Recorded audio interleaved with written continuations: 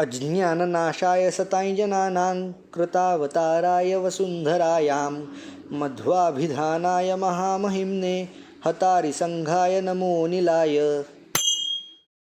वेदांत विषय पर किसी भी चर्चा में तीन मुख्य आचार्यों के मतों का उल्लेख अवश्य होता है।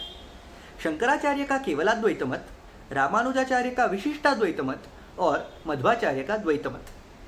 आज हम इस वीडियो के माध्यम से मध्वाचार्य और उनके कार्य के विषय में कुछ जानकारी लेंगे। श्री मध्वाचार्य का जन्म कर्नाटक के उडुपी गांव के पास पाजक क्षेत्र में श्री मध्यगेह भट्ट और देवी वेदवती के घर हुआ। उनके माता पिता ने उनका नाम वासुदेव रखा। उपनयन के पश्चात बालक वासुदेव की विलक्षण बुद्धिमत्ता और शारीरिक शक्ति को देख गुरुकुल में सभी अचंभित हुए। जल्द ही बालक वासुदेव ने धर्मरक्षा के हेतु से संन्यास लेने की ठान ली और श्री अच्युत प्रज्ञ तीर्थ से संन्यास दीक्षा लेकर वे पूर्ण प्रज्ञ तीर्थ के नाम से जाने जाने लगे। एक बार तो उन्होंने श्रीमद् भागवत पुराण की कई प्रतियों में से मूल ग्रंथ की पहचान एक ही बार में कर ली। उनसे जब पूछा गया कि आपने इस ग्रंथ का अभ्यास किए बिना ही मूल ग्रंथ को कैसे पहचान लिया, तो उन्होंने उत्तर दिया, मैं इन सभी ग्रंथों का अभ्यास अपने पूर्व जन्मों में कर चुका हूँ। उनकी ऐसी अतुलनीय वाणी और तेज से प्रसन्न होकर उनके संन्यास गुरु अच्युत प्रज्ञ तीर्थ ने उन्हें आनंद तीर्थ यह नाम भी दिया। आगे चलकर वैदिक धर्म के प्रचार प्रसार हेतु मध्वाचार्य ने भारत की 2 बार यात्रा की। मध्वाचार्य ने अपने द्वैत सिद्धांत की दीक्षा कई शिष्यों को दी और उडुपी परिसर में अष्टमठों की स्थापना की। धर्म के साथ साथ वे मल्ल विद्या में भी पारंगत थे और उन्होंने अपने सभी शिष्यों को मुष्टि युद्ध सिखाया था। भारतीय भाषाओं के साथ साथ उनकी अरबी और फारसी भाषाओं पर भी महारत थी।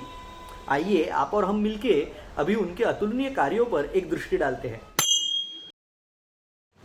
मध्वाचार्य ने व्याकरण, निरुक्ति, न्याय आदि शास्त्रों का अभ्यास कर तथा वेदों और पुराणों के गहन अध्ययन के बाद एक नए सिद्धांत को लोगों के सामने रखा।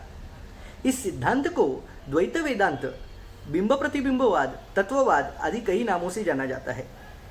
इस मत के प्रमुख विचारों को श्रीमद् व्यास तीर्थ अपने प्रमेय श्लोक में कुछ इस प्रकार बताते हैं। श्रीमन्मध्वमते हरिः परतरः सत्यं जगत्तत्त्वतो भिन्ना जीवगणा हरेरनुचरा नीचोच्च भावंगताः मुक्तिर्नैज सुखानुभूतिरमला भक्तिश्च तत्साधनौ ह्यक्षादित्रितयं प्रमाणमखिलां नायैकवेद्यो हरिः। मध्वाचार्य के विचारों से आगे चलकर कई संत काफी हद तक प्रभावित हुए, जिनमें बंगाल के संत चैतन्य महाप्रभु और महाराष्ट्र के संत ज्ञानेश्वर भी शामिल हैं। माध्व सांप्रदायिक आचार्यों ने भिन्न मतों के संप्रदायों के साथ वाक्यार्थ, वाद विवाद आदि में सहभाग लेकर भारतीय तत्वज्ञान को और भी समृद्ध किया। कर्नाटक, गोवा, महाराष्ट्र, आंध्र प्रदेश, तेलंगाना, मध्य प्रदेश, बिहार, बंगाल आदि कई राज्यों में लोग बड़ी संख्या में माध्व संप्रदाय से जुड़ गए और आज भी बड़ी श्रद्धा से मध्वाचार्य विहित मतों का अनुसरण करते हैं। मध्वाचार्य ने सभी मुख्य उपनिषदों पर भाष्यों की रचना की और साथ ही साथ ब्रह्मर्षि व्यास के आशीर्वाद से उनके ब्रह्मसूत्रों पर भी भाष्य लिखा। महाभारत तात्पर्य निर्णय, भगवद गीता तात्पर्य निर्णय, भगवद गीता भाष्य, भागवत तात्पर्य निर्णय, ऋग भाष्य आदि उनके प्रमुख ग्रंथ हैं। ऐसे उन्होंने कुल मिलाकर 37 ग्रंथों की रचना की। इसके अलावा उन्होंने कुछ स्तोत्र और स्तुतियां भी लिखी, जिनमें से 12 स्तोत्र और नृसिंह नखस्तुति सुप्रसिद्ध है। मध्वाचार्य की रचनाओं में उनका अपार ज्ञान साफ झलकता है। उनकी लेखन शैली अभ्यासपूर्ण और कई धर्म ग्रंथों के संदर्भों से परिपूर्ण है। अपनी यमक भारतम जैसी रचनाओं में वो अपने काव्य कौशल का भी प्रदर्शन करते हैं। शब्दों के साथ साथ छंदों का भी यथायोग्य उपयोग कर छंदों के माध्यम से भी आलंकारिक अर्थ का बोध कराना कोई उनसे सीखे। उनसे प्रेरणा लेकर जय तीर्थ, व्यास तीर्थ, वादिराज तीर्थ आदि आचार्यों ने, त्रिंबक, उपाक्य, मध्वमुनीश्वर जैसे कवियों ने और पुरंदरदास, कनकदास, त्यागराज जैसे संत कलाकारों ने कई भाषाओं में विभिन्न रचनाएं की, जिनसे भारतीय साहित्य और भी समृद्ध हुआ। मध्वाचार्य जब भी किसी मंदिर में जाते तो विष्णु की स्तुति पर रचनाएं कर उन्हें स्वयं संगीतबद्ध कर पूरी भक्ति से गाते थे। उनकी ऐसी ही कुछ भावपूर्ण रचनाओं का संगम हमें 12 स्तोत्र के रूप में देखने को मिलता है। कर्नाटक के सुप्रसिद्ध यक्षगान में ऐतिहासिक और पौराणिक कथाओं को संगीत, नाट्य और नृत्य के एक अनोखे संगम के साथ लोगों के सामने पेश किया जाता है। यक्षगान की इस परंपरा को भी मध्वाचार्य ने ही शुरू किया था।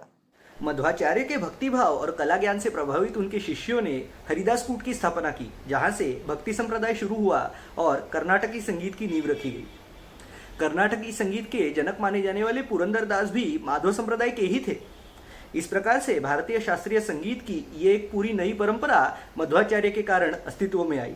इसके अलावा माधव संप्रदाय द्वारा निर्मित मठों और मंदिरों से भारतीय शिल्पकला और वास्तुकला को एक नई चेतना प्रदान हुई। इस प्रकार संगीत, गायन, वादन, नाट्य, नृत्य, शिल्पकला और वास्तुकला जैसे कई कला प्रकारों में मध्वाचार्य और उनके अनुयायियों ने बहुत बड़ा योगदान दिया।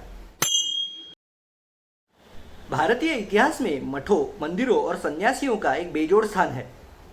राज्य के स्थानीय व्यवस्थापन के विषय जैसे कि सिंचन व्यवस्था से लेकर राज्य के डिप्लोमेसी तक के विषयों में सन्यासियों का एक अग्रगण्य सहभाग रहा है। विजयनगर साम्राज्य में तो मानो धर्मराज ही चलता था, अतः शासन प्रणाली और धर्म संस्थाएं एक दूसरे से करीबी संबंध बनाए रखते और एक दूसरे का सहारा थे। कृष्णदेव राय के काल में श्रीमद व्यासतीर्थ के प्रयत्नों से माधव संप्रदाय का राजसत्ता से एक करीबी संबंध जुड़ गया, जो आगे के काल में और अटूट बनते गया। श्री मध्वाचार्य का मत अन्य वेदांत शाखाओं के मतों के बिल्कुल विपरीत था। इसके बावजूद भी उन्होंने कभी किसी को ललकारा नहीं, ना ही किसी को विरोधी मत प्रस्तुत करने से रोका। अगर कोई उनका उपहास करने के हेतु से उनको ललकारता भी, तो भी वो अपने अपार ज्ञान से उसको अपनी भूल का एहसास करा देते। एक बार तो जलालुद्दीन खिलजी ने उनको अपने शिष्यों के साथ गंगा नदी बिना नाव के ही पार करते देख लिया। उनको ऐसा करते देख उसको अपनी आंखों पर विश्वास नहीं हुआ। उसको लगा ये अवश्य ही पड़ोसी राज्य के गुप्तचर होंगे। ऐसा समझकर उसने उनसे फारसी भाषा में पूछा, आप सभी को गंगा नदी पार करने में किसने सहायता की? तो मध्वाचार्य ने भी उसे फारसी भाषा में उत्तर देकर अचंभित कर दिया।